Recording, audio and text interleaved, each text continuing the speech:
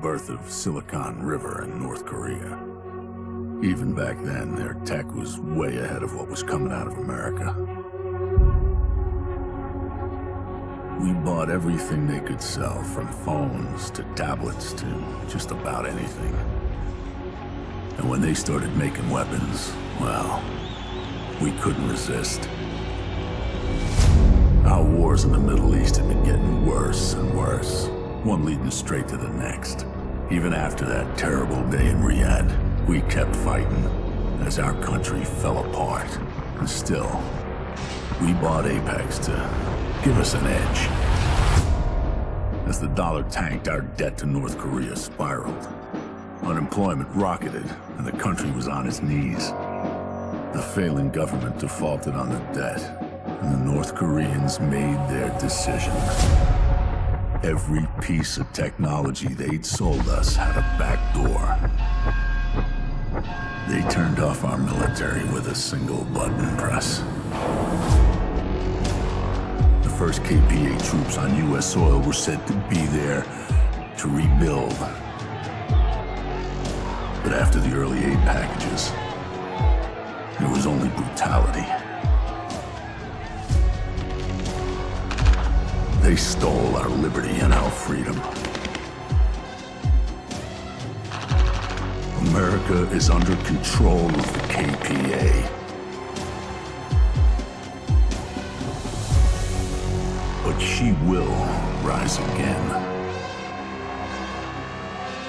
You are the revolution.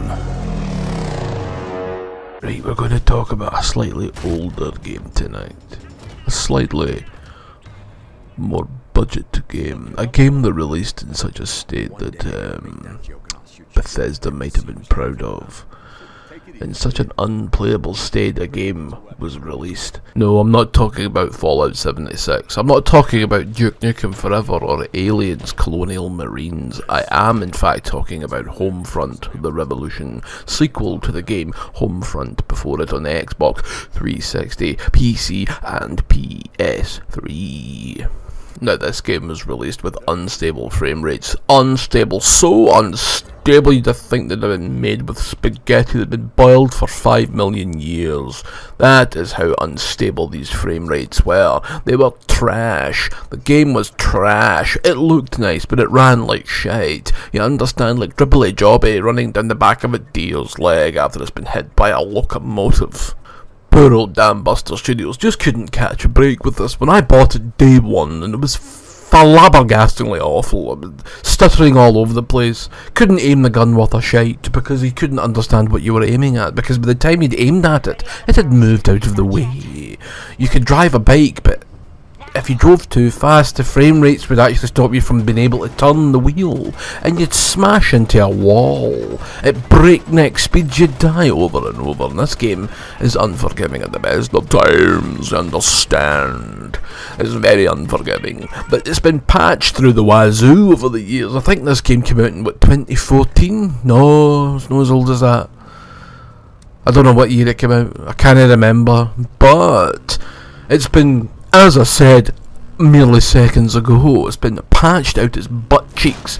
It's actually quite enjoyable now, and we're going to go through the game and see what I actually think of it now, post years after release, and about 8 million patches. Now, first off the bat, this is a alternate history game, so it's got similarities with the Wolfenstein reboot back from 2014, which was The New Order. I loved that game. Not so much its sequels, because they went down the road of wokeness and just went a wee bit overboard with the cutscenes. I think there was more cutscenes in The New Colossus, which is Wolfenstein 2, than there is actual gameplay, but the game was gorgeous and the shooting was sublime. But for some reason, you only had half your life for the entirety of the game. Because, we're going with the premise that he was injured. I'm talking about the wrong game here. Flabbergasting arsepiece. Back to Homefront. Right, so alternate history, it's got a bit of a cyberpunky edge to it, so it's quite, right up my alley, shall we say. And it's not the best shooter, it's kind of slidey, and there's a wee bit of latency problematics in there, and I like it, but I'm also half hating it because I'm fighting with the controls, you understand? Which does not make for a fun experience. Anyway, I think the graphics in this game are actually stunning. I've always thought the graphics were stunning. Very atmospheric, dank, dusty, grimy. Oh, you would believe that you were in the midst of a revolution after the North Korean forces, or just Korean as it is, have taken over America. They've, well, America's got Silicon Valley, right? So Korea's got Silicon River, and we'd have Silicon Loch Ness if it was Scottish. Anyway, so the Koreans sell America all this key, all this technology because it's like the best. Alright, well, Samsung comes for South Korea, and I'm using a Samsung TV at the minute. I've got a Samsung phone. So the premise is that they sell America all this tech, and they've got back doors into it all and shut it all down and invade and take over, right? Cool. Then you're like, no, I don't think so, pal. Get your fucking chicken fried rice out my face. I'm gonna end you. And then you just start shooting people. The KPA, they refer to them as Norks. Now, some people have said that that's an old English word for titties, but I've never used that word, so it wasn't funny to me when fat ass Jim Sterling said it, and it's still no funny because it makes no sense. Don't worry, folks, I'm not going after the guy for his weight. I'm just doing it because I'm a prick. I'm a fat ass bastard as well, so, you know, I'm allowed to poke fun at other fat asses. Fucking who cares? Too late, done it, dead, get over it.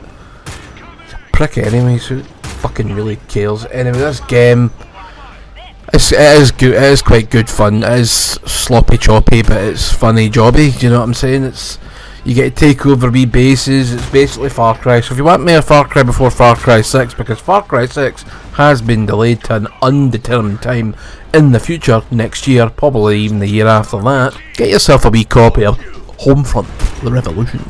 It's no bad, but it's no great either. And you'll probably pay next to piss all for it, so it's well worth the toil. Maybe like a fiver, maybe like a tenner, something around that price range, you understand. But I'm enjoying it. I've been playing it again. I started it again about a week ago now, so I've played a significant portion of the game, and you days you go district by district, taking your wee bits and bobs until you can incite a riot, and then you basically, that's you taking over the district and you move on to the next one. That's how the game's gone. And you get radios to find, you turn on radios and it's like, oh, hearts and minds, you shoot people dead, and it's like, oh, hearts and minds. You get blow up trucks, they've all got their own wee weaknesses that are in yellow, and it's pretty cool. You get shock troopers, you'll get normal troopers, you'll get super duper troopers, and you'll get snipers. And you'll get wee extra wee jobs to do. They're not actually all that exciting, I have to admit. I was a wee bit, the side stuff's crap, but that's okay because it's, you know, it's inoffensive momentary pish you'll do. It's like, oh, take out 10 snipers with your farts. Things like that, you know. Fling a jobby at a tank and see what happens. Lol, you die. And what happens when you eat 800 rats in one sitting? Well, let's just say it's a bit like Artex in the ceiling after you've, you know what I mean. No toilets in this fucking, no sanitary either. It's just a bit of a mess. I like the look of the game, and the atmosphere's nice as well. It's got this thick atmosphere. It's thick like peanut butter, and you believe you're in a ruined place. You'd believe it for a video game anyway. Then there's wee spider tanks cut the boot. Well, there are no spider tanks, they're on tracks, but God, I want a spider tank. And there's these big airships floating above, like big, you know, petrified poos that can spy you from, well, no, that far away, to be honest with you. You need to be right underneath it, so it's kind of, well, useless. Better off with sweep and teep claims. What am I trying to say is sweep and clear teams. Fucking hell, can I barely get that bastard out. It's also got some similarities to the Terminator Resistance game, I think.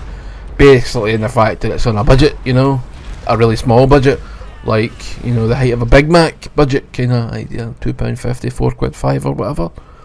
Maybe a bit more than that, but I'm just making comedic fun of the thing, okay? And you kill North Koreans and they'll speak in Korean at you, because of course they will. It's like, alright mate, you're like, what's happening? Can I get 10 pence for a cup of tea? And you get shot in the head, so... Because they just thought you called their ma a whore. You know what I mean? It's just... language barriers, you know what I'm saying? What else can I say about this title? It's playable now. Like, fuck, you get to rescue a big Goliath tank at some point and it shoots things, like, dead. Like, pretty cool. And I imagine the game will get a bigger boost even when you put it on these new machines. The Xbox SXSS PS5 PS5 Digital Edition. Who the fuck bought that? Aye. Jump. So I quite like this game. I think you should quite like it too. If you don't, oh well. Sucks to be you. And big farty jobbies, good night and sweet tight and all that shite and new fucking goodbye. Sounds like someone needs a demonstration. I'll show you exactly how powerful I am. I take my hand like this. I point, Mary, and... Do it, you son of a bitch! No! No! No! Ain't that something? So, how about it? Are you ready to talk now? I'll tell you.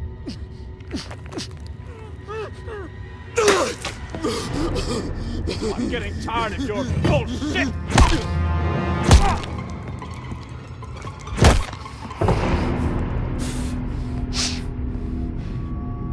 Start talking! I won't go so easy on you.